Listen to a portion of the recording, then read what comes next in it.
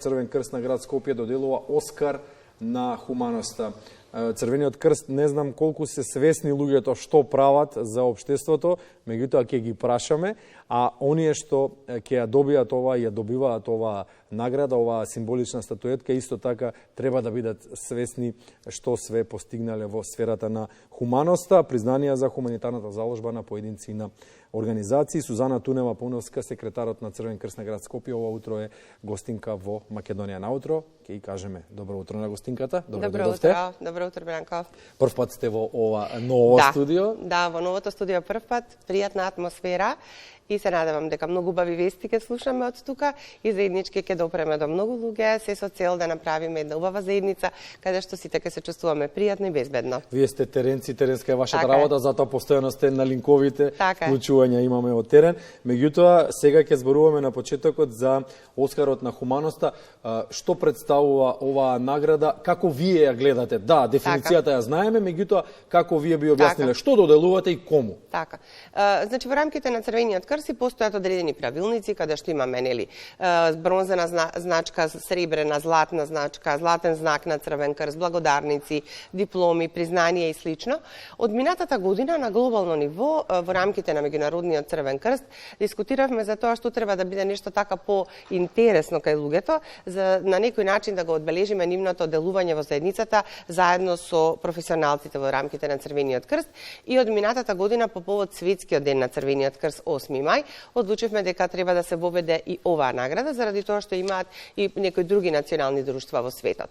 Оскар на хуманоста е една символика која што зборува за вредноста на личностите, за вредноста на компаниите, за тоа колку се тие навистина свесни и дека треба заеднички со мисијата и мандатот на Црвениот крст да прават одредени промени во заедницата, се со цел луѓето да се чувствуваат безбедни, да биде убаво едноставно, да ги препознаеме сигналите од теренот и да делуваме согласно тие сигнали. Така да Оскарот на хуманоста минатата година го добија одреден број на компании и личности. Оваа година исто така имавме 2 индивидуални награди на Оскар на хуманоста, а останатите беа на компаниите. Нешто што може би е исто така многу важно, бидејќи останатите награди се валоризираат согласно резултатите од терен. А ова што го доделуваме од минатата година е всушност желбата на професионалците и желбата на волонтерите на Црвениот крст. Во рамките на нашето национално друштво ние имаме 7.000 волонтери, 11.000 членови и негде приближно околу 300 професионално ангажирани лица. Значи сите тие заеднички одлучуваат каде ќе замине овој Оскар на хуманоста. И токму заради тоа вредноста е многу поголема.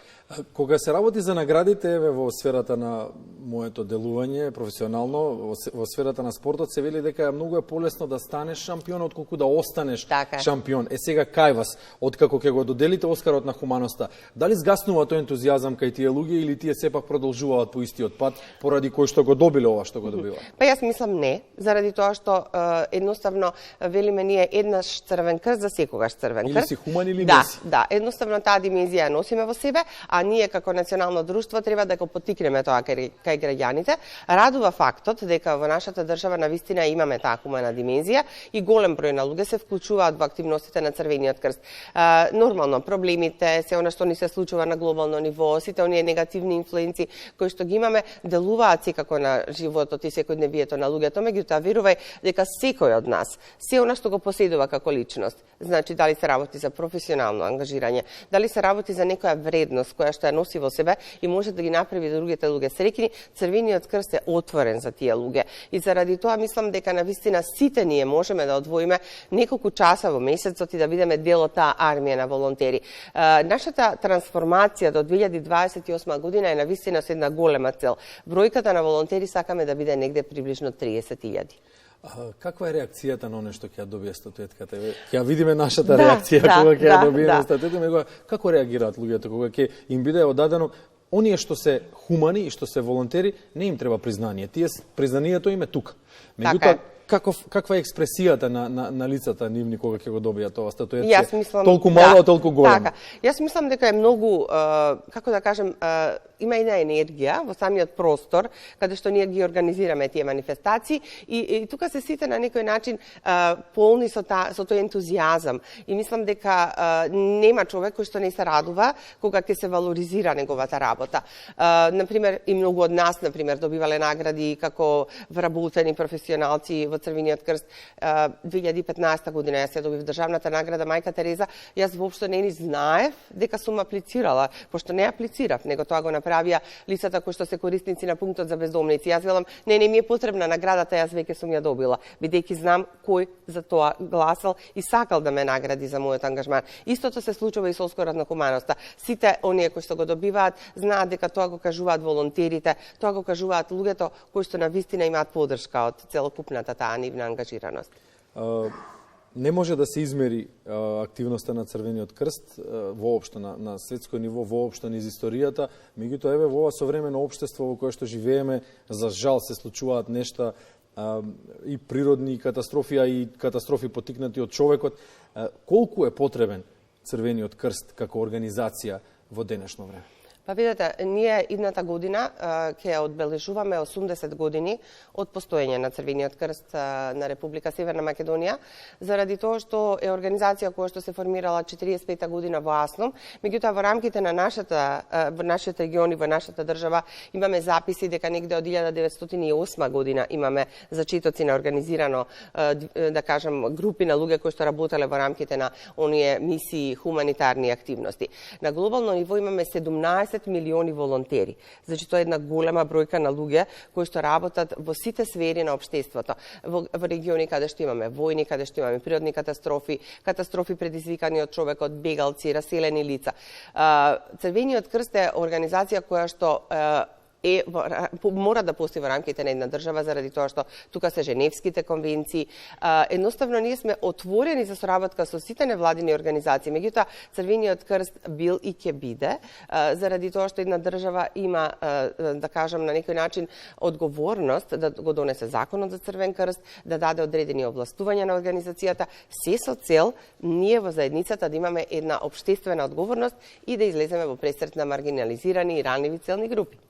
Лично, ќе го искористам овој момент да ве прашам, од секогаш сум се прашувал кое е тоа ниво на подготвеност да се реагира секогаш прв и секогаш да се биде таму каде што е потребно во фронталните редови. Каква е таа психолошка стабилност и спремност да кажеш да, јас мора да бидам таму, без разлика на тоа што се случува? Па да, навистина тоа се подготовки кои што имаат традиција. Имаме периоди кога имаме еден период на рехабилитација, кога работиме на подготовки, на обуки, на реструктурирање на организацијата за да можеме да делуваме први таму каде што е потребно. Значи улогата на Црвениот крст е во првите 48 часа на природна катастрофа или катастрофа предизвикана од човекот, прилив на бегалци, миграцијски движења и слично, да делуваме и да го направиме системот првичен, а потоа полека со државата да направиме систем кој што ќе делува за да излезе во пресрет на потребите кои што излегуваат од тие, да кажам, разнишувања на секојдневието, нели, во една заедница. Навистина зборуваме за еден добар систем кој што го негуваме на светско, на глобално ниво, бидејќи ние сме членка на Меѓународниот Црвен крст. Во рамки на Меѓународниот Црвен крст имаме 191 земја која што е членка и ние на некој начин работиме на подготовките заеднички. Значи има правилници, има одредени насоки кои што мора да ги следиме. И со тоа зборуваме навистина за еден добар систем на рано предупредување, систем на делување за време на катастрофа и систем на делување по рехабилитација. А кога ние зборуваме за регуларни активности, тоа е тој период кој што пред малку го споменав, каде што ја подигаме свеста на граѓаните дека треба да бидат подготвени во било какви услови да бидат дел од таа голема армија на волонтери. Кога беше мигрантската криза 2015 година, значи кога почнаа тие раздвижувања низ нашата балканска рута, бидејќи нашата држава беше дел од таа балканска рута, имавме 11.000 луѓе дневно кои што беа обслужување од страна волонтерите на Црвен крст. Тоа е една голема активност и јас сум посебно горда на нашето национално друштво, бидејќи тоа го направивме потполно сами во соработка со партнерите во државата, со властите, со министерствата и со ЮН агенциите. Значи сите заеднички, а улогата имаше Црвениот крст како главен координатор на тие активности. И тука е интересен фактот дека имавме 37% на луѓе кои што го имаат Црвен крст во својата позадина на да кажам на едукација, биле волонтери, знаат што треба да направат. Меѓутоа 63% значи се луѓето кои што едноставно одлучија со своето професионално знаење да влезат во армијата на Црвениот крст. И ние поучени од тие лекции го формиравме тимот Македонија. Тоа се луѓе кои што во случај на катастрофи се во базата на податоци на Црвен крст и влегуваат во униформата на Црвен крст, со гордост го носат емблемот и едноставно ги правиме тие операции кои што треба да ги направиме. Што велат луѓето кои се враќаат од терен? Каква е реакцијата на оние на кои што им е најмногу потребна помош во ситуација кога ќе го видат знакот на Црвениот крст? Го препознаваат ли? Да. Им олеснува ли? Секако. Знаете како, емблемот на Црвениот крст носи сигурност, носи смиреност. Луѓето едноставно знаат дека сите кои што го носат емблемот на Црвениот крст имаат мандат и мисија да излезат во пресрет на потребите на луѓето. Без разлика во каква да речам состојба ние треба да делуваме. И тоа е нешто што зборува за тоа дека и ние кои што работиме во Црвениот крст, емблемот за нас представува нешто што ни дава дополнителна енергија и мислам дека тоа треба да се почувствува и затоа ова е еден апел до сите кои што можат да бидат дел од Црвениот крст, да одвојат време, да бидат горди на униформата на Црвениот крст и да бидат горди на тоа што треба да го направат во заедницата. Мислам дека нема оправдување, дека никој од нас на било каков начин може да каже па да, јас немам време. Не, сите имаме време, заради тоа што Црвениот крст е организација која што му е потребна на општеството и на државата. Сузана Тунева-Пауновска, благодариме за учеството во Утро во Македонија. Утро секретарот на Црвениот крст сега ќе мора да станам за да ја примам наградата. Вие седете си слободно, само подете ми статуетката. Ви благодариме. Ветуваме дека, само да ја покажеме вака, може и да ја зумираме, ветуваме дека Македонската телевизија и понатаму останува на терен со вас, останува на линија и наша општествена одговорност е, затоа и постоиме да им служиме на граѓаните и ви благодариме уште еднаш. Јас сакам да ви честитам заради тоа што верувајте ова е награда која што ја даваат волонтерите.